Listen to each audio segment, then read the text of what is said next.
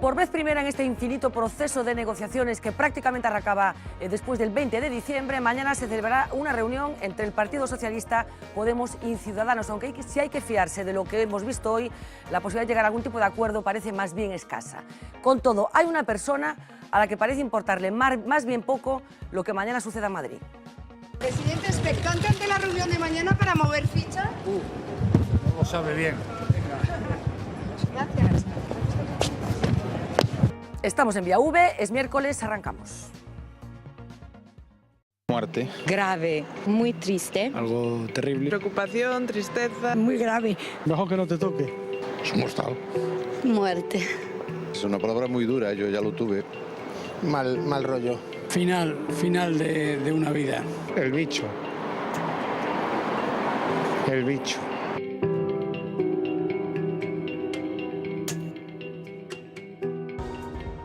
Bueno, ¿de qué hablan? Probablemente algunos de ustedes hayan deducido qué es lo que estaban contestando a nuestra compañera Paloma Ferro, estas personas a las que hoy entrevistábamos en el Paseo Marítimo de A Coruña, de qué estaban hablando, una sucesión de palabras que muchos de nosotros hemos escuchado, porque efectivamente hablaban de una enfermedad, si se me permite la expresión, familiar, en el sentido de que todos y cada uno de nosotros tenemos alguna historia relacionada con el cáncer. Hoy queremos abordar esta enfermedad desde un punto de vista que tiene que ver con la psicología, con dos personas. Una de ellas lleva casi 2 décadas trabajando directamente con personas que se tienen que enfrentar a este diagnóstico, y otro es Manuel Fernández Blanco, el gran Manuel Fernández Blanco. Buenas noches, que nos ayuda tantas veces a desentrañar cosas diversas, también las que tienen que ver con esto. Presento por otra parte a Begoña Amaro, como decía, 2 décadas, casi 2 décadas trabajando con enfermos oncológicos, vinculada a la Asociación Española contra el Cáncer, a través de un programa que patrocina la Casa y que te permite hacer cosas que enseguida vamos a ver, pero te pido casi para empezar una perspectiva temporal. ¿Ha cambiado mucho, tú que estás en primera línea de batalla, la percepción que como sociedad tenemos del cáncer en el tiempo que llevas tú asistiendo a personas con este diagnóstico? Sí, quizás sí haya cambiado. Ya no... A ver, aunque sigue existiendo el binomio cáncer igual a muerte, no siempre se hace ese binomio.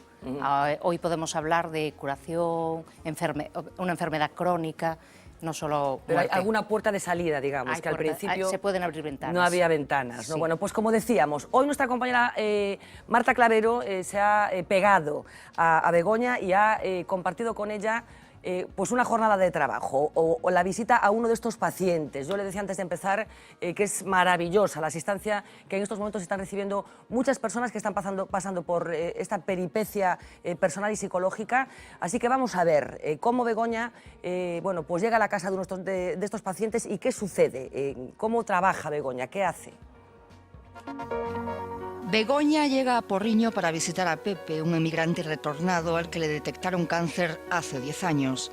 Logró superarlo, pero el año pasado esta enfermedad volvió a su vida para quedarse. Entonces entró en un pozo depresivo del que desde hace 1 mes y medio esta psicóloga le ayuda a salir. Cuando yo vine aquí por primera vez, pues me encontré un hombre realmente casi que podemos decir en muerte psicológica. Su vida era la cama y el sillón. Se estaba dejando morir. Por más que uno lo ayudaba, no había forma. No quería ver a nadie, comía muy poco, estaba ausente de todo. Me llamaban alguien conocido, primas, amigos. Yo me quebraba. Pero después de tan solo 4 sesiones de terapia, Pepe ha cambiado su forma de vivir esta inevitable cuenta atrás. ¿Cómo ha ido la semana, Pepe? En línea general es buena. Lo que me habías comentado, Pepe, del tema de la comida, ¿empezaste a hacer algo de la comida? Sí, ya cociné anoche. Lentejas vegetarianas. Muy bien. El estar participando en pequeñas cosas de tu día a día, de la vida normal, es lo que te ha ayudado a mejorar tu estado de ánimo. Iba a la huerta, dejé de ir a la huerta. Conducía, dejé de conducir. La cama era mi gran socia. Los niños no entendían el Pepe que tenían ahora, porque Pepe era una persona muy activa, o sea, compartía mucho con los niños y de repente él no quería saber nada de nada. Ver a un abuelo que estaba siempre en cama, lo que significa. Él ha ido recuperando ese Pepe que era hace unos meses atrás. No servía para nada. Exactamente, desde que no pasaste de no comer. Tú podías masticar perfectamente la comida. Te metiste tanto dentro de ti que no tenías ni fuerza para masticar. Sentías el olor a lo que estaba haciendo, ya no querías comer. Ahora hemos masticado, hemos vuelto a salir a la calle, hemos vuelto a la cocina. Hemos cambiado métodos, hemos dejado la papilla para ir al alimento sólido. Al alimento sólido. Antes eras una prolongación de este sillón y ahora has empezado a volver a interactuar con tus hijos, con tus nietos, salir a pasear un poquito. Sí. Si vienen los peques, son ellos los que deciden. Al él estar bien anímicamente, o sea, entran, ¿qué tal? ¿Cómo te fue en el cole? ¿Cómo te fue en piscina? Es otra cosa. No quería ser el mueble, no quería ser el mueble, ya no lo soy. Cuando Begoña contaba algo, yo me subía a ese pequeño barquito. Yo así como estoy, me pongo una cazadora y salgo y camino al patio. Pero si no lo haces, es porque tienes un poquito de prejuicio. Que te vean, ¿no? Que te vean deteriorado. Exactamente. Que estás delgado, con poco pelo. Pero los voy venciendo. Begoña abría la ventanita y yo tenía que ser lo suficientemente astuto, o cerraba la ventana o la abría más. Y Begoña me ayudó muchísimo. Siempre le estaré agradecido. Veo que te emocionas. Demasiado. Antes me emocionaba más, porque claro, el pozo era más profundo. Ahora tomo conciencia de que soy un varoncito, no debo. Es la sonrisa que cada vez practica más desde que ella le visita. Después de la larga charla, unas pautas para aplicar durante la semana y un hasta pronto.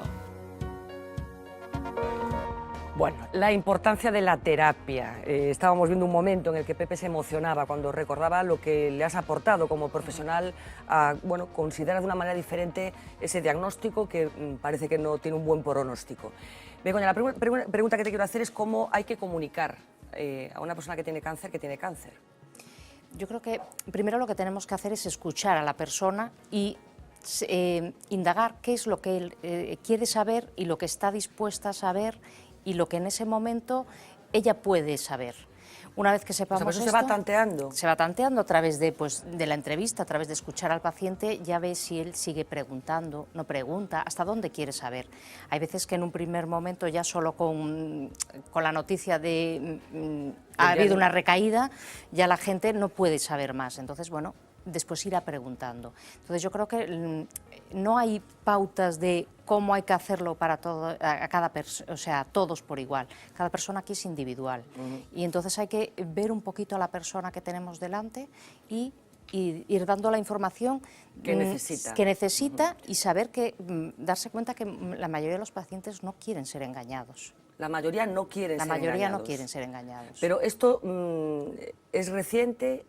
Yo tengo la percepción de que cada vez hay más gente que quiere tener un diagnóstico, la certeza del diagnóstico que tiene, ¿o no? ¿Esto siempre fue así en el tiempo que tú llevas trabajando con esto? No, ¿O depende de los sexos, depende de las edades? Depende de la edad. Mucho creo que depende de la edad.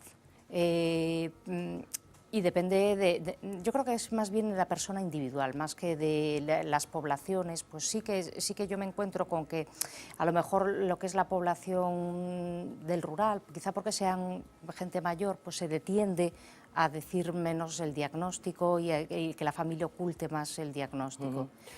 En la ciudad yo creo que se habla más más claramente del diagnóstico. De la enfermedad. Sí. ¿Qué es lo que más les preocupa?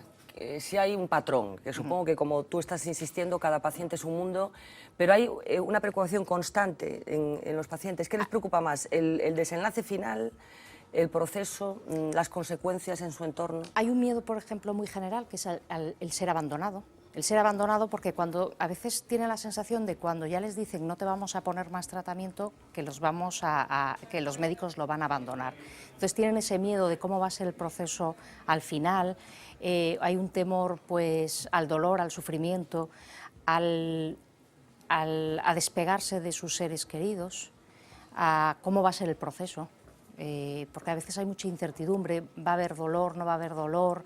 Entonces hay en general muchos miedos que a cada paciente hay que tratar esos miedos en concretos para solventar esas necesidades que él tenga. Estás hablando de dudas profundas, casi existenciales, pero Pepe hablaba de una cosa que es muy importante también, que tiene que ver bueno, con el aspecto físico, ¿no? Decía que a veces le cuesta salir a la calle porque está delgado, porque la gente reacciona. Bueno, ¿hasta qué punto es importante esto? Después vamos a ver una experiencia que hay aquí en A Coruña con un banco de pelucas. ¿Qué importancia tiene? Bueno, ¿cómo encaramos físicamente un diagnóstico así? Sí que tiene mucha importancia, porque de hecho mucha gente deja de salir porque mi vecino me vea, pues como decía Pepe, que estoy más deteriorado, más delgadito, que necesito de ayuda para desplazarme. Es muy difícil que una persona que le está costando caminar, a pesar de que le ofrecemos una silla de ruedas, quiera subirse a una silla de ruedas por el qué dirán. Porque después te encuentras a gente que te trata con cariño, pero otras un poco con pena. O con condescendencia. Exactamente. ¿No? ¿Y cómo tenemos que actuar los que no tenemos un diagnóstico? Quiero decir, porque eso también, en la otra parte, hay mucha gente que no sabe exactamente qué tiene que hacer, como una persona que tiene delante que sabe que tiene un cáncer. ¿Cómo tenemos que actuar? Con normalidad. Sí, pero esto es muy difícil. Yo creo que ¿qué significa? No por difícil, ¿qué significa actuar con normalidad? ¿Hablar de la enfermedad, preguntarle, no preguntarle, obviarlo? Pues simplemente lo que tenemos que hacer es escuchar a la otra persona. Si la otra persona quiere hablar del tema, hablar de la enfermedad, hablaremos de la enfermedad. Si yo te estoy preguntando continuamente sobre tu enfermedad y tú me vas dando largas a tus respuestas, pues nos tendremos que dar cuenta que esa persona no quiere hablar de la enfermedad. Y quizás sea importante también no estar siempre preguntando sobre la enfermedad. Que no se convierta en lo principal. Exactamente, la persona si sale de su casa es porque quiere pasear, entretenerse, y creo que es muy importante conseguir eso, y no que cada vecino que vaya encontrándolo, ¿qué tal estás? ¿Te duele? Supongo que cada persona reacciona de una forma diferente ante una cosa de estas. Seguro que todos lo sabes por experiencia. Gente que es muy extravertida y que le cuenta a todo el mundo lo que le sucede. Gente que lo oculta. Supongo que sucede esto, ¿no? Muchísima gente lo oculta. Como hablábamos antes, murió de una larga enfermedad. Sí. Y no decimos qué enfermedad es cuando... Casi en el 90% de las veces sabemos de qué enfermedad se trata. Sí, bueno, suele ser sinónimo. Pero al revés también sucede, hay gente que adquiere una especie como de casi de obsesión por contarle a todo el mundo lo que le pasa. Sí, a veces cuando nos sentimos, nos preocupa un tema, el desahogo, el poderlo hablar, desahoga un poquito. Entonces, ¿qué es mejor? Lo que mejor te vaya para ti. Si tú necesitas hablarlo, hay gente que pues, le gusta ser testimonio de una experiencia así, tanto gente pues, que pasa por esta enfermedad, los tratamientos, tiene una curación, que es muy bueno también que las personas lo cuenten para que podamos ver que cáncer no es sinónimo siempre de muerte. Normalmente, o en la mayor parte de los casos, cuando se produce un diagnóstico de esta naturaleza, los pacientes que quieren casi tienen un horizonte temporal. Digo cuando el pronóstico es negativo, muy negativo. ¿Es normal o es frecuente que te indiquen aproximadamente cuál es el horizonte del fallecimiento? ¿Es frecuente? Sí. ¿Esto tú lo compartes o no? No siempre lo comparto, porque, a ver, el ponerte una fecha de vas a durar 3 meses... Se habla de estadísticas. Estadísticamente, una persona con este diagnóstico acabará pasando esto en este tiempo. No, porque esos 3 meses son 3 meses de angustia, y yo creo que las estadísticas son para aplicar al grupo, no al individuo, porque a mí de qué me sirve que me digan... me dice la estadística que el 90% de este tipo de tumor dura 3 meses. Si yo soy de ese 10% que se sale de la estadística, no me importa la estadística. Entonces, yo creo que la persona con saber que su pronóstico de vida es malo, es suficiente. A ver, el proceso mismo de la enfermedad te va dando pistas de cuándo las cosas van mal. Poner fechas... que tenemos que estar esperando a la fecha a ver, La persona, yo creo que no acaba disfrutando de este tiempo que me queda de vida y muchas veces no se cumple, otras veces sí. ¿Cómo suele ser el proceso? ¿Conocemos más o menos el proceso de duelo cuando se produce una muerte, por ejemplo, en nuestro entorno? Hay aquí un proceso también que no sé si pasa por el cabreo, por la depresión, por la euforia, no sé si hay un proceso que esté reglado también. Sí que hay, así como en el diagnóstico hay unas fases, yo creo que en el duelo también hay unas fases. Es verdad que cuando ha habido un trabajo previo con el enfermo y con la familia, los duelos suelen ser después también mucho más fáciles. No, me refiero al enfermo.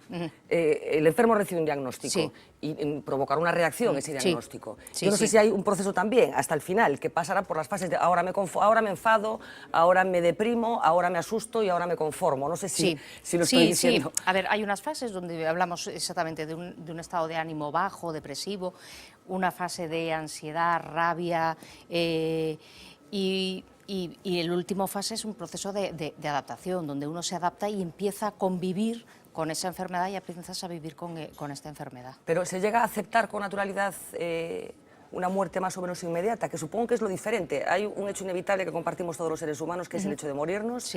Después, si tenemos tiempo, hablaremos un poco de esa decisión cultural de no hablar de la muerte, que supongo que tiene que ver con algunas cosas que nos están pasando. Pero hay un momento en el que se acepta con tranquilidad y con serenidad. Sí, que yo he conocido personas que ha llegado el momento de la muerte diciéndome, mira, yo sé que he hecho mi trayectoria de vida, sé que he hecho las cosas que tenía que hacer en esta vida y pues estoy esperando el momento. Suele coincidir también muchas veces con personas con unas creencias religiosas importantes. Caray, pues qué disgusto me das que tenga que pasar por ahí la cosa.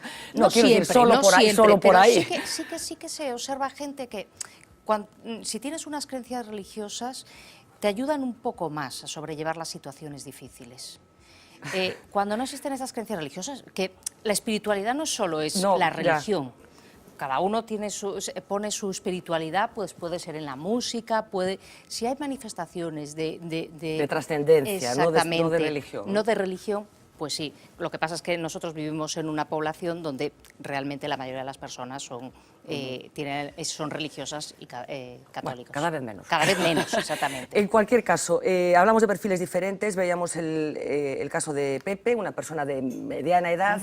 Yo no sé si te has tenido que enfrentar a trabajos que involucran a pacientes más jóvenes, hablo de adolescentes y niños, y no sé si ahí la cosa cambia mucho. Yo realmente mi experiencia, gracias a Dios, con adolescentes y niños es reducida, sí.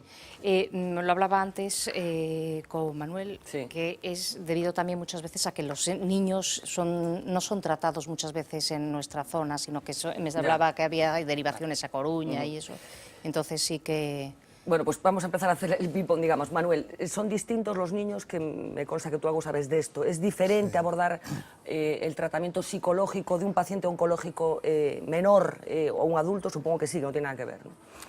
Vamos a ver, por un lado es bastante diferente y por otro muy parecido. Como sabes, yo trabajo desde hace más de 30 años en la unidad de salud mental del Hospital Materno Infantil y me ocupo, entre otras cosas, de la interconsulta hospitalaria, con lo cual tengo mucha relación con oncología infantil, ¿no? Y no son derivados algunos casos. Y también quiero introducir este elemento porque me parece muy importante. No sé, yo creo que Begoña probablemente esté de acuerdo. La ayuda psicoterapéutica, psicológica, debe ser siempre objeto de una demanda. Y tampoco hay que hacer una ecuación automática, enfermo oncológico, psicólogo. Porque puede no necesitarlo. Puede no ser una demanda del sujeto o no serla en ese momento. Y si es forzada, la cosa no va bien. Perjudica en lugar de ayudar, ¿no? Exactamente. Entonces, hay que huir de ese tipo de prejuicios, ¿no? De si tiene una enfermedad oncológica necesita apoyo psicológico. Unos sí, otros no. En el caso de los niños, muchas veces esa necesidad es más respeto de los propios padres, porque realmente se confrontan a algo para lo que nunca nadie está preparado. Afortunadamente, hoy a nivel general, una enfermedad oncológica, tener cáncer y la muerte no son sinónimos. Y afortunadamente en las edades infantiles todavía menos, ¿no? Es decir, que en muchos casos tienen muy buen pronóstico, ¿no? Por lo tanto, es un punto de apoyo, pero inevitablemente confronta, para empezar, a los padres y a la familia en general, a lo más insoportable que puede ocurrir. Es decir, no hay pérdida más dolorosa o la perspectiva de la posibilidad de la pérdida de un hijo. Entonces, ¿pero qué se le dice a un padre que se tiene que enfrentar a una situación de esta naturaleza, Manuel? Bien, ¿Cómo se ayuda a un padre, a una madre que está pasando por este trance? O sea, ¿cuál es un poco la estrategia base de la terapia? En mi experiencia, lo primero es que puedan expresar todos los temores, todas las cosas que le han pasado por la cabeza, se correspondan a una perspectiva realista o no. Y a partir de ahí se trabaja sobre eso. Siempre sin dar un enfoque falso sobre la realidad del problema. Nunca hay que mentir sobre Nunca, nunca. Pero Begoña lo ha situado muy bien. Uno debe responder siempre cuando el otro pregunta. En el caso de los niños es exactamente igual. Si un niño hace una pregunta es que puede oír la respuesta. De lo contrario, no haría la pregunta. Y yo he vivido experiencias inolvidables de cómo un niño, cuando se le trata no como un niño, sino como un sujeto en estas circunstancias, habla con una claridad, una lucidez sorprendente y a veces demostrando un coraje increíble. Y una madurez que a lo mejor un adulto no tiene en ocasiones. En el caso, efectivamente, porque además en el caso de la clínica infantil, una de las cuestiones muy a tener en cuenta es que un niño a veces no pregunta por temor a provocar dolor en los adultos y en los padres en especial, con lo cual se condena a una soledad en ese sufrimiento. Si sé que mi pregunta te va a disgustar, no la voy a hacer. Por lo tanto, también es trabajo con los padres el abrir la posibilidad de ese diálogo de un modo franco. Y los niños preguntan por todo. Preguntan... Porque ellos suelen ser conscientes, supongo que los muy pequeñitos lógicamente no, pero suelen ser conscientes de la situación en la que se encuentran. Sí, y hoy en día cada vez más. Evidentemente, si son muy pequeños... De niños de 3 años, pues no, claro. Evidentemente no. Y aún así perciben la gravedad de su situación. ¿Un niño de 3 años puede percibir? Sí, porque un niño de 3 años está acostumbrado a la enfermedad banal, a ir al médico por un catarro, por cuestiones banales. Está acostumbrado a romperse una pierna en algún caso. Pero cuando hay un ingreso prolongado, cuando tiene que pasar por un tratamiento que normalmente se desarrolla a lo largo de 1 año o más, evidentemente entiende que su situación no es la de una enfermedad banal. Y por lo tanto, aunque no sepa ponerle nombre, sí sabe preguntar por eso. Y preguntan y hacen las preguntas fundamentales. Los niños preguntan, ¿me voy a morir? Claro. Hacen este tipo de preguntas. ¿Y qué se le contesta a un niño que pregunta eso? Vamos a ver, normalmente no van a morir, además, en la mayor parte de los casos, y uno puede enfocarlos hacia, desde siempre, una perspectiva realista de que se exige un tratamiento prolongado, largo, pero siempre con una perspectiva, evidentemente, optimista. Claro. Si realmente se trata de casos donde, bueno, no se puede lograr ese resultado, hay que intentar transmitirles que se va a hacer todo lo posible, pero nunca prometer una mejoría que no va a llegar, porque realmente eso, aparte de que genera una desconfianza absoluta a partir de ese momento en todas las personas que lo atienden, probablemente dará lugar a una alteración mucho mayor. Yo tengo experiencias que jamás se me borrarán en la vida, porque aunque han sido pocos casos, afortunadamente, y a pesar de que ahí recibimos bastantes, ¿no?, de niños con una muy clara conciencia de la proximidad del fin y del coraje con que lo abordaban.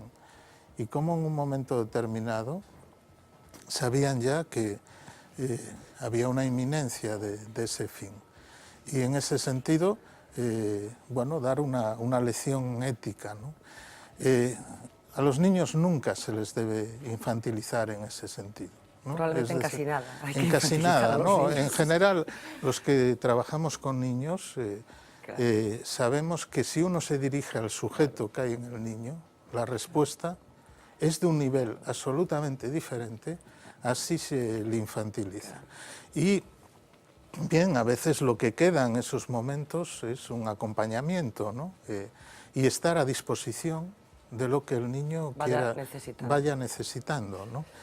Manuel, los niños que no están en esa situación, que como decíamos son los menos, teniendo en cuenta cómo ha avanzado la medicina, ¿en qué son distintos? Un niño que ha pasado por un proceso oncológico duro, que implica bueno, pues un ingreso hospitalario, tratamientos probablemente complicados, bueno, la desestabilización de su mundo, ¿son adultos distintos? ¿Es un trance que los cambia en alguna cosa? Vamos a ver, no hay un patrón universal, evidentemente cada uno también en una circunstancia extrema reacciona según su personalidad, ¿no? Pero en general, cuando alguien ha tenido una experiencia de un real de esa dureza, es algo que normalmente, si el proceso se lleva de modo adecuado, provoca una madurez especial, ¿no? Especial. ¿Por qué? Porque no hay nada que pueda suponer un acto más de confrontación con lo que somos, que una experiencia de una enfermedad grave, ¿no? Claro, pregunto por los niños, pero yo no sé si esto sucede también con los adultos. Hay muchos testimonios que indican que finalmente el cáncer, en el caso de gente que ha superado la enfermedad, ha sido una especie de bendición. Cuando esa enfermedad se supera, en el sentido de que ha modificado cosas que bueno, habían formado parte de su vida y que finalmente se han dado cuenta de que no eran las necesarias, ¿no? Sí. ¿Esto es así, Begoña? Sí. Esa gente que supera la enfermedad y que dice, bueno, pues bendito cáncer, si se me permite Sí, hay decirlo de esa gente manera. que lo vive así, o sea, decir, bueno, pues el cáncer me ha enseñado a poder discernir cosas que realmente son importantes ahora para mí y cosas que yo antes a lo mejor le daba mucha importancia y ahora cuando te acercas, te acercan ante la muerte, pues dices... Y yo me preocupaba por tonterías. Hablamos de la muerte, Manuel. Yo no sé si, bueno, cómo se enfrenta, decía yo antes, o sea, todos sabemos en principio, o deberíamos saberlo, ¿no? Que nos vamos a morir, es la única verdad absoluta que compartimos todos los seres humanos, pero el hecho de que tú sepas que ese desenlace se va a producir con una fecha concreta, le preguntaba antes a Begoña si estaba conforme con esos pronósticos tan ajustados en el tiempo. Tú no sé si compartes que se indique, bueno, pues esto va a ser tanto tiempo, no sé si estás de acuerdo o no. Vamos a ver, para empezar, en muchas ocasiones es que los médicos no pueden dar con esa precisión una fecha. Pero suele aproximadamente, sí, ¿no? En muchos casos, o hablan de estadísticas, por lo menos. No, en muchos casos mucho más fiable que la estadística es la experiencia clínica. Bueno, efectivamente. Y además, bueno, suele haber un porcentaje de aciertos bastante... Sí, en general. Vamos a ver, yo creo que tampoco efectivamente hay que adelantar una fecha más o menos exacta, pero la lógica sería la que gobierna toda la información. Si alguien dice me falta mucho o poco, el médico yo creo que debe responder a esa pregunta. Otra cosa, estoy completamente de acuerdo con Begoña, es que haya una elección de no saberlo. Vamos a ver, efectivamente ahí no debe haber un patrón de ningún tipo, ¿no? La información no debe ser una agresión, no puede ser una obligación ni una imposición. Y el propio, un adulto responsable, puede administrar la verdad que está dispuesto a tolerar, a admitir. Incluso a veces es una responsabilidad ética del clínico saber calcular qué información es capaz de asimilar, al menos en ese momento, ese paciente. Y es un factor fundamental para no provocar desestabilizaciones graves. El tema de la muerte en sí, efectivamente, todos lo sabemos conscientemente.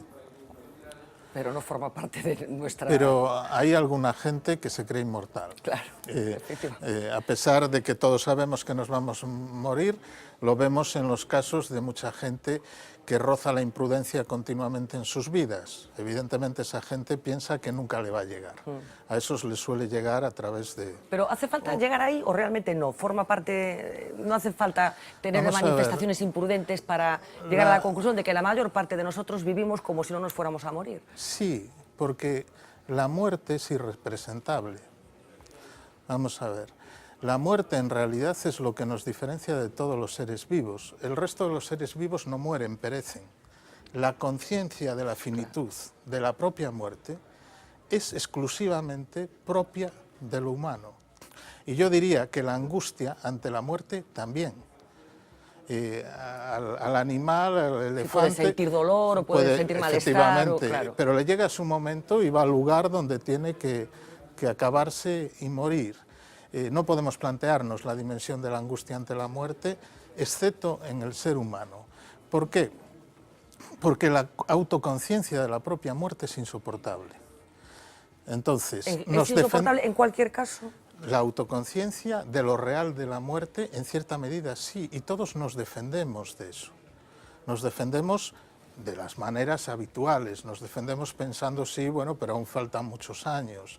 En cierta medida, como lo que decía Begoña, nadie querría saber la fecha de su muerte. En cierto sentido, aunque fuera una muerte, después de haber vivido muchos años, una muerte relativamente dulce... ¿Sería el mundo distinto si todo el mundo supiera su fecha? Probablemente sí, es decir, sería un mundo de una angustia generalizada, ¿no? Entonces, la muerte en sí es inconcebible para todos. Es irrepresentable en cierto sentido y por eso se han inventado los ritos. Los ritos funerarios vienen al lugar de la imposibilidad de vivir, representarse la propia muerte. Por otra parte, en cierta medida, todo el mundo muere solo. Nadie muere inevitablemente en el lugar de otro, en ese punto de real de la muerte. Otra cosa es el acompañamiento, pero ese momento es el momento de extrema soledad de cada uno. Entonces, frente a eso, que convoca lo más imposible de decir, de definir, hay que intentar, cuando estamos en experiencias que la convocan, poner palabras, ¿no? Y ese poner palabras es lo único que permite rodear eso y humanizarlo de alguna manera. Y es el objetivo muchas veces de este tipo de ayudas que planteamos. Decías que en el hospital, en el materno, haces clínica infantil, pero también haces clínico con adultos fuera. Yo no sé, le preguntaba antes a Begoña, según tu experiencia, ¿cuál suele ser la reacción más inmediata ante un diagnóstico de mortalidad próxima o imprevista? ¿El cabreo, me muero de miedo? ¿Cuál suele ser? Vamos a ver, la angustia. La angustia. La angustia. Muchas veces la preocupación por los otros. También depende de la situación. No es lo mismo ese diagnóstico en un padre o una madre con niños pequeños, etcétera. Pero hay un primer momento de angustia. ¿Por qué? Porque es un acontecimiento traumático. Es decir, para eso nadie está preparado nunca. Entonces, ¿qué ocurre? Que luego, en función de la personalidad de cada uno, eso se puede ir elaborando de una manera u otra, ¿no? Es verdad que hay gente que muere por adelantado ante un diagnóstico de ese tipo, ¿no? Como consecuencia del efecto que le produce. Sí, es decir, en ese momento termina la vida. Sí, bueno, decías tú que estaba muerte psicológica, ¿no? Mucha gente que se deja ya, que se abandona. Era un poco el ejemplo que vimos con este paciente que tratabas, que hubo un momento, en realidad, donde, a pesar de que había muchas cosas, como luego desarrolló, que podía todavía vivir, disfrutar, había concluido antes de tiempo. Había, lo que se dice vulgarmente, tirado la toalla, ¿no? Tirado la toalla y concluido antes de tiempo. Es decir, ante esa noticia, la imposibilidad, eso se convierte en algo masivo, absoluto, y la imposibilidad de vivir la vida posible, ¿no? Es una de las posibles reacciones. Hay otras que tienen que ver más con la angustia, el rechazo de la idea, pero yo en mi clínica de adultos, una de las experiencias que me parece que son más importantes es también de gente que ha superado procesos y que los ha superado con éxito, ¿no? Pero que no consiguen librarse de esa sensación, de la angustia, de la posibilidad de la recidiva, etcétera. Me parece que esta es otra parte, ¿no? Muy importante, es decir, de gente que incluso desde el punto de vista médico está de alta, ¿no? Sí, pero que tiene la negra sombra y... Imposible de que se convierta en el partener fundamental. Y muchas veces en estos casos sí se consigue un trabajo muy eficaz. Claro, en la terapia psicológica estamos hablando, la psicoterapia. Dejadme, porque no queremos bajo ningún concepto, yo no, pero imagínense tanto Manuel como Begoña asociar cáncer con muerte. En absoluto, ya lo dijimos desde el principio, cada vez son dos conceptos que están más disociados. Efectivamente hay diagnósticos que concluyen en esto, pero hay muchos diagnósticos que no, pero inevitablemente cuando se habla de cáncer hablamos de muerte porque es la primera palabra que muchas veces supongo que le viene a las personas cuando reciben un diagnóstico de esa naturaleza. Lo que decías, me voy a morir, lo primero que se puede preguntar, ¿no? Hoy salíamos a la calle, como les decíamos antes, para hacer una pregunta muy sencilla. Nuestra compañera Paloma Ferro se fue al Paseo Marítimo de A Coruña y fue parando una serie de personas simplemente con una cuestión. Si digo la palabra cáncer, ¿qué le sugiere? Queríamos saber qué le sugiere a usted la palabra cáncer. Yo qué es que te diga, es mortal. Angustia, angustia. El bicho. Muy chunga. Mal rollo. Una palabra muy dura, yo ya lo tuve. Muerte. Final de una vida. Muerte y esperanza, porque hay muerte, pero también hay mucha gente que se está curando, hay muchos avances y supongo que se acabará venciendo. Pero ahora mismo tengo un amigo que le detectaron cáncer estos días. Mis abuelos murieron de cáncer siempre. Tengo mucha familia, yo desgraciadamente, que ha padecido esa enfermedad. Sí, mi madre murió de cáncer. 5 personas. Tengo un amigo que tiene su madre que está así. Y así mi padre tenía cáncer con los, no sé cómo se dice, pulmones, sí, y está muerto ahora, sí. El caso de mi madre fue muy triste porque peleamos contra la enfermedad, pero no se puede hacer nada. Creo que no está muy aceptado, por un lado, el tema de la muerte.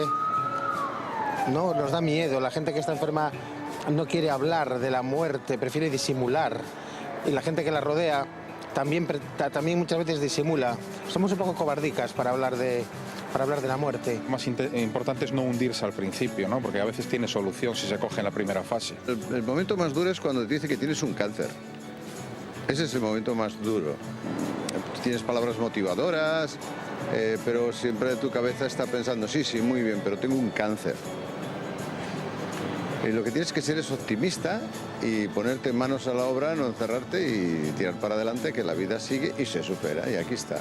Bueno, la rapidez con la que igual en 2 meses hay un cambio muy brutal de una persona que parecía que estaba sana a ya estar fatal en las últimas.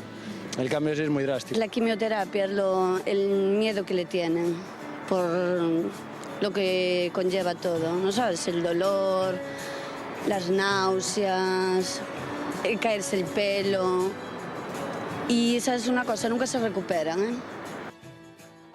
Hablábamos de que no es sinónimo cáncer de enfermedad. También queremos decir que si estuviera aquí un experto en oncología diría que en realidad el cáncer son muchas enfermedades, que no se puede hablar solo de un tipo de cáncer. Hay muchas enfermedades ahí metidas. Yo no sé si os ha sorprendido algo de lo que la gente decía, Begoña. No, son definiciones que te encuentras en el día a día. Sí. Uno de ellos decía lo que comentamos un poco, somos un poco cobardicas, la muerte no está presente en nuestras vidas, ¿no? Y yo no sé si esto es una cuestión cultural, si hemos decidido que tenemos que estar todos estupendos, ser cada día más jóvenes y no tener en cuenta las cosas que suceden biológicamente hablando. Sí, porque bueno, ya de hecho hacemos las hipotecas a... Está muy bien traído. A muy largo plazo. Claro, ¿Quién nos dice que yo voy a vivir 40 años más para tener la hipoteca? Entonces no la tenemos presente, cuando es una cosa que... Nunca había pensado antes... yo en el enganche psicológico de las hipotecas a 40, es como, no, yo te garantizo que vas a vivir todos estos años. Pero el banco te pide que hagas un seguro de vida. Por si acaso. Sí, bueno, pero nunca lo había pensado, que un señor te diga, le garantizo que va usted a vivir 60 años, firmas, lógicamente. El sujeto piensa que es inmortal, pero el banco no. Claro, efectivamente. ¿A ti te sorprendió alguna de las respuestas, Manuel? No, vamos a ver, son asociaciones bastante instaladas en la cultura, grave, muerte, final. el bicho es como un modo de nombrar lo innombrable, ¿no? A veces cuando no se puede citar algo se utiliza siempre una metáfora de este tipo, ¿no? Me pareció especialmente interesante esa alusión que hacía una mujer, nunca se recuperan. Esto que comentabas un poco antes. Yo tengo que decir que no es así, y de primera mano, o sea, no de oídas, ¿no? Que realmente es verdad que a veces ahí queda eso que se llama la espada de Damocles, una dificultad. También hay una clínica, por ejemplo, de las revisiones oncológicas, incluso después de superada la enfermedad, ¿no? Los pacientes te dicen que cuando se aproxima la revisión o saber el resultado de los análisis hay todo este tipo de fenómenos. Pero no es verdad que nunca se pueda... Se recupera. Sí es recuperable y se puede llegar a vivir sin ese fantasma. Bueno, ¿no? enseguida Marina Carregato nos va a contar algo que tiene que ver con la historia de esta enfermedad. Bueno, estamos, ya se pueden imaginar, en el momento terapéuticamente más avanzado. En estos momentos ahí, bueno, por esta mesa ha pasado mucho científico gallego que trabaja en el abordaje del cáncer y se están haciendo cosas absolutamente increíbles, incluidas esas experiencias en nanoterapia que se están liderando aquí desde Galicia. Pero decía, Marina nos va a contar enseguida la historia de la enfermedad. Se van a sorprender porque de tumores lleva hablando la humanidad desde los egipcios. Antes quería recordar una experiencia que bueno, contaban nuestras compañeras del Más que Contar hace unos meses, una experiencia que está en marcha en un hospital público de A Coruña, en el Avente y Lago. Es un banco de pelucas. Escuchen la historia porque es muy interesante y tiene que ver con esa red de solidaridad que muchas veces aparece cuando surgen enfermedades de esta naturaleza. La Asociación Española contra el Cáncer vive mucho de esta solidaridad, está fundamentada en voluntarios que se dedican a ayudar a personas que están pasando por trances que previamente pasaron otras personas. Bueno, este caso es muy llamativo, como decía, porque es un banco de pelucas. Hablábamos de la importancia de sentirse bien físicamente y vean incluso la emoción que le produce a una profesional como la que está al frente de ese banco cuando nos cuenta la experiencia. Insisto, es de hace unos meses, pero creíamos que era interesante volver a traerlo ya a esta mesa. Esta pequeña sala pertenecía a la capilla del hospital Avente y Lago. Nada le queda ahora de religioso, pero hace posible que muchas mujeres recuperen la fe en sí mismas. Una de las secuelas que más afecta a las pacientes es la alopecia. Para aquellas mujeres que no pueden subvencionarse uno, es algo importante para ellas. En 5 años se han beneficiado 525 pacientes. La mayor tenía 90 años, la más pequeña 12. Y todas gracias a la generosidad de otras enfermas de cáncer. Nosotros no compramos pelucas, contamos con esas mujeres que nos donan la peluca para aquellas mujeres que tienen menos recursos. Un círculo solidario con efectos positivos de ida y vuelta. Que esto no solamente ayuda a la paciente que viene a buscar una peluca, sino que ayuda también a la paciente que hace la donación.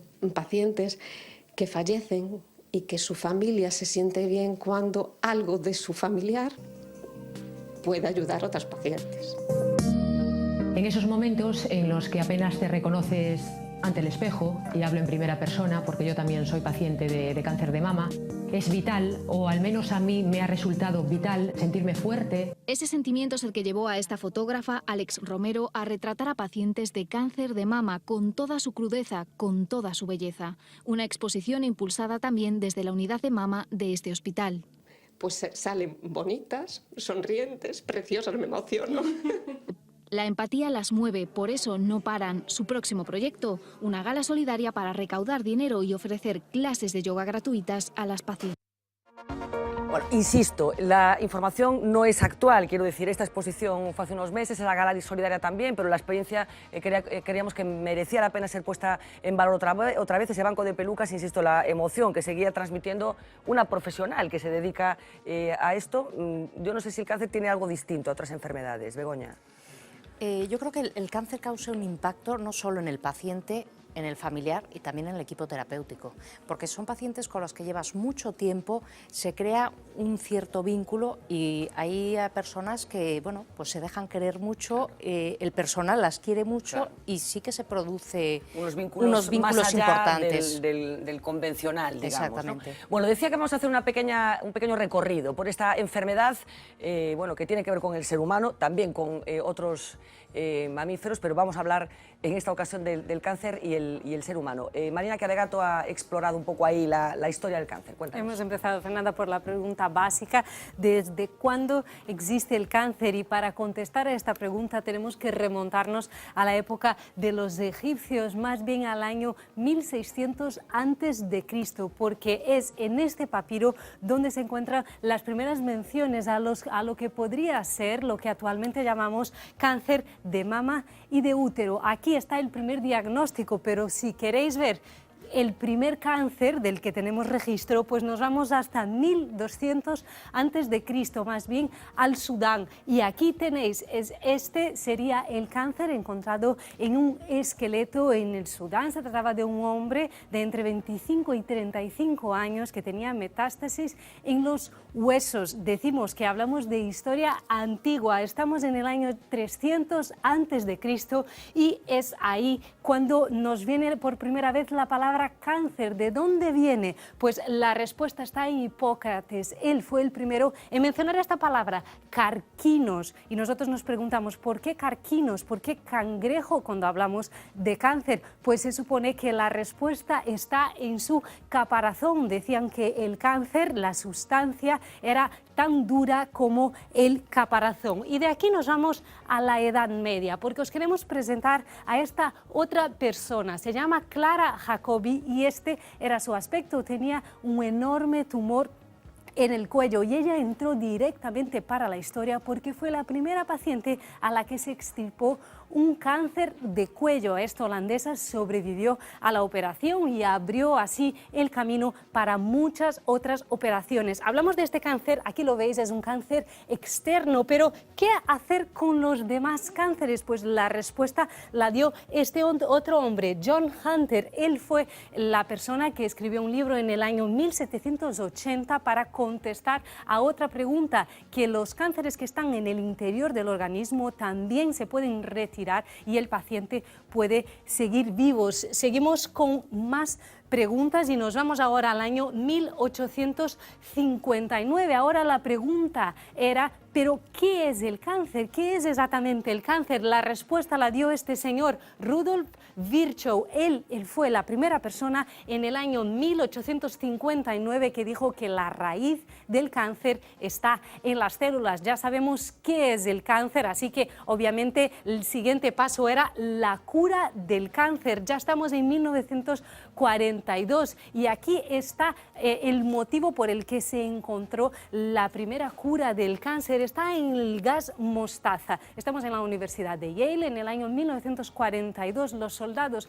que estaban en la guerra volvían y desde la Universidad de Yale detectan que cuando volvían los soldados que habían estado en contacto con el gas mostaza, se notaba que tenían la médula ósea destrozada. Y así que preguntan, ¿qué tiene la médula ósea? ¿Qué tiene el gas mostaza para hacer esto a la médula? Pues la respuesta la encontraron en esa universidad. Descubrieron que el gas mostaza modificaba el ADN de las células. Por supuesto, este es el primer paso para la quimioterapia. Ya tenemos quimioterapia. En el año 1940 más o menos nos faltaba la radioterapia y quien la trajo a la actualidad fue este niño, el que veis en la foto. Se llama Gordon Isaacs. Él tenía cáncer en los ojos, tenía solo 2 años, le fue diagnosticado cáncer en los ojos y todas las terapias que había entonces eran muy agresivas para un niño y harían con que se quedase sin visión. Así que fue en ese momento que apareció en su vida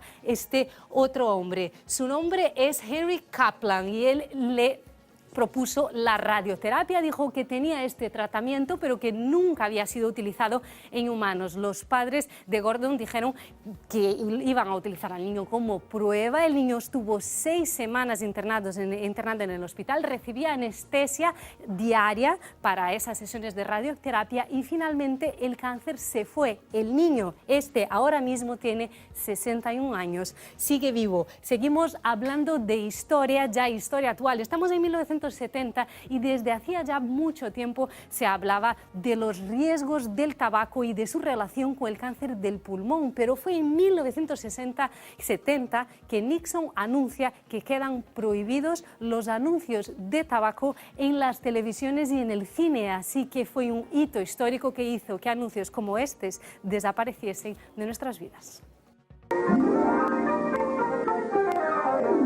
where there's a man, there's a Marlboro. Now more than ever you like Marlboro. The same famous flavor, improved filter too. Take yours a filter made by Marlboro now comes in a new soft pack too. It doesn't make as good a boat, but it's the package a lot of people have asked for. Seguimos y terminamos de este otro lado del océano, terminamos con un símbolo que seguro que todos vosotros conocéis, es Terry Fox, un atleta al que le fue diagnosticado un cáncer en la rodilla, le tuvieron que amputar la pierna y fue entonces que empezó a hacer esto, una imagen muy conocida que la vamos a ver ahora mismo. Decidió cruzar Canadá de punta a punta para recaudar fondos para la investigación del cáncer. Él recorrió más de 5.000 kilómetros y en 143 días después de eso acabó muriendo debido a complicaciones con su cáncer. Un paseo por la historia del cáncer, que en el fondo es la historia de la humanidad. Hablábamos de esa primera referencia que aparece en un papiro egipcio, pero es la primera referencia, no quiere decir que no hubiera cáncer antes, simplemente que no había registros documentales de las manifestaciones que entonces se podían ver del cáncer, porque habría otro tipo de procesos que no eran detectados a simple vista, con lo cual no sabían qué se estaba produciendo. Bueno, estamos acabando esa interesantísima conversación. Quería, Begoña, un último mensaje. Estamos hablando de muchas cosas, hemos hablado de muerte y estoy un poco preocupada, pues hay gente que llega a la conclusión de que hemos establecido una asociación demasiado directa entre las dos cosas, así que te pido, bueno, ¿qué le decimos a la gente que nos está viendo y que está en un proceso, que seguro que alguna persona que nos está viendo está pasando ahora por ese trance, o para las personas que simplemente les interesa esto? Que hoy en día pues, el cáncer tiene un índice de curación muy alto. Hoy en día hay muchísimos tratamientos, cada día están saliendo tratamientos nuevos y que el cáncer se puede curar. ¿Y cómo hay que enfrentarse psicológicamente? ¿Algún consejo a una persona que hoy se meta en la cama y que tenga que darle vueltas a la cabeza en relación con este asunto? Yo creo que lo que hay que hacer es aprender a convivir con la enfermedad. Así como aprendemos a convivir con otras cosas, el que tiene una diabetes aprende a convivir con sus diálisis y, perdón, con la insulina y demás. Pues en el cáncer hay que aprender a vivir con la enfermedad también. Manuel, ¿algún consejo o alguna reflexión final que queramos transmitir? Me parece que es muy importante esto que acaba de transmitir Begoña. Sería realmente algo que no muy positivo si nosotros reforzáramos una asociación que cada vez la medicina deshace más, ¿no? Entonces, yo creo que cuando se recibe una noticia de este tipo hay que contar siempre, primero con el médico, no quedarse con preguntas por hacer, porque luego eso trabaja en la cabeza muchísimo, ¿no?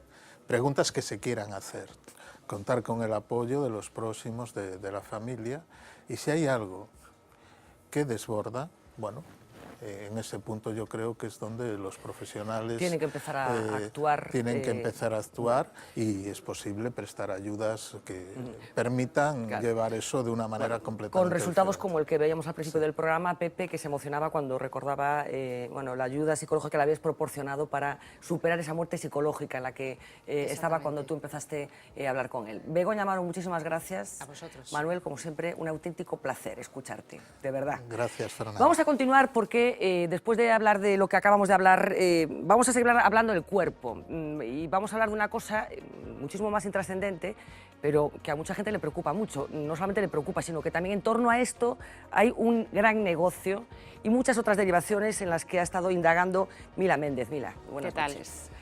Bueno, vamos a hacer la segunda entrega de las historias del cuerpo. Empezábamos hace unos días, pero hoy vamos con la segunda entrega, decía. Y vamos a hablar de algo que tiene casi todo el mundo. Bueno, a ti te veo que todavía no... Bueno, ¿no? algunas ya sí. sí. ¿De qué vamos a hablar, Mila? Vamos a hablar de las canas. Es algo que preocupa sobre todo a nivel estético porque es el signo más evidente junto a las arrugas de que pasa el tiempo. Y hay un estudio que salió hace unos días que han identificado el gen que está detrás de este encanecimiento y puede tener unos usos en el futuro, en investigaciones bastante curiosos. Bueno, tú hablaste con un dermatólogo porque hay muchas cuestiones que se asocian con muchas dudas, lugares muchos comunes, refranes, muchos refranes, refranes, dichos. muchas cosas ciertas, muchas cosas inciertas, en fin, todo un mundo de posibilidades en torno a las canas que van a quedar definitivamente aclaradas. Esperemos que queden claras. Yo creo que sí, que yo estoy convencida porque yo ya lo he visto antes y estoy convencida de que sí. Así que esta es la segunda entrega de las historias del cuerpo de Mila Méndez.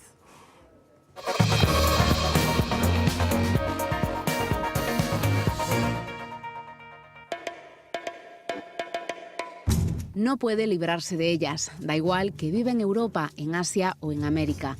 Más tarde o más temprano las canas aparecen para recordar lo rápido que pasa el tiempo. Es un marcador de la edad. Normalmente empiezan a asomarse en la treintena y en zonas como la sien. A los gemelos idénticos les salen prácticamente a la vez. Cualquier edad puede ser prácticamente normal. Muchas personas que incluso a los 20 años ya empiezan a tener canas. Esa edad es muy temprana, no es una manifestación de un envejecimiento general del organismo. A veces salen de forma prematura. Otra cosa es cuando todo el pelo o casi todo se encarece de una forma muy precoz. Aparecen incluso a veces en la infancia. Esto pues, puede ser la manifestación de diversas enfermedades de envejecimiento progresivo, la progeria de Hutchinson. Cuando se rondan los 50, la mitad de las personas han perdido ya el color de su pelo en un 50%. Se le pone blanca la barba, se le pone blanca las cejas, el pelo del cuerpo con los años se vuelve todo. La culpa la tiene la melanina, la molécula que pigmenta el cabello, la piel y también los ojos. Las células conocidas como melanocitos, su fábrica dentro de los folículos capilares, dejan de producirla. Eumelanina si somos morenos y feomelamina si tenemos el cabello rubio o rojizo. Dos factores son los responsables de este parón. Genética y años. Los años son irreversibles, pero por primera vez conocemos el gen que está detrás de la canicie. Se llama IRF4 y lo han identificado en una investigación de la University College de Londres. Después de estudiar el genoma de más de 6.000 latinoamericanos procedentes de 3 linajes ancestrales diferentes, europeos, africanos y amerindios, han dado con él. Regula la producción y almacenamiento de la melanina. Está presente en todo el mundo, da igual el sexo. En cuanto a la raza, sí que hay matices. La raza negra suele tener un encarecimiento más tardío. Una de sus variantes está presente solo en los europeos, lo que podría responder a la pregunta de por qué aquí no salen canas antes. Más temprano aún en el caso de los rubios. El rubio platino natural por encima de los 40 no lo encuentras jamás. Estudios antropológicos dieron, sin embargo, con comunidades de amerindios adultos sin rastro de canas. Personas con pelo negro o castaño pues se pueden mantener mucho tiempo sin que sea predominantemente canoso. Aquí tienes un ejemplo. La selección sexual y natural se impone a los factores ambientales según el estudio. Nos pueden salir canas, por tanto, por el estrés y por un disgusto. Un gran trauma psíquico puede producir un encarecimiento, eso sí que está demostrado, de forma aislada. No por perder el autobús o porque un ataque de celos, esas cosas no. Y si nos sacamos una, es cierto eso de que luego vienen 7. Es obvio que van saliendo más, pero con el tiempo van apareciendo otras. Las quites o no las quites. Carece de base científica y el intento de demostrarlo es prácticamente imposible. Identificado el gen, la pregunta que muchos se hacen es si se pueden evitar las canas con tratamientos. No. Salvo que exista una enfermedad que pueda ser tratable, ¿no? Los responsables del estudio no lo descartan en el futuro, pero por ahora las peluquerías pueden respirar tranquilas. La investigación, que también ha dado con otros genes, como el que influye en que existan personas cejijuntas, otras que tengan las cejas más espesas o se tenga o no el pelo rizo, puede tener aplicaciones en el estudio biológico del envejecimiento, en la cosmética y también en la anatomía forense. Con el ADN se puede saber ya el color y el tipo de pelo de un posible infractor. Era alto, con ojos pardos de cachorrillo y una hermosa melena plateada. ¿Usted le conoce? Bueno, aquí seguíamos Mila y yo hablando, porque es que para hacer este estupendo reportaje ella sabe muchísimas cosas más, que es lo que hacen los buenos periodistas, contar simplemente un porcentaje de lo que saben. Me decías que se han descubierto muchos genes últimamente que tienen que ver con vellosidades varias, ¿no? En este estudio descubrieron como unos 10 genes más relacionados con el pelo. Por ejemplo, hay un gen que predispone a que tengamos, por ejemplo, que pueda ser cejijunto, como Frida Kahlo. Es el PAX3. Hay otro, pues por ejemplo, para las cejas muy pobladas, por ejemplo, Luis Tosar, nos vendrá a la cabeza, ¿no? Es el FOXL2. Sí. También hay uno para el pelo rizo, para la calvicie.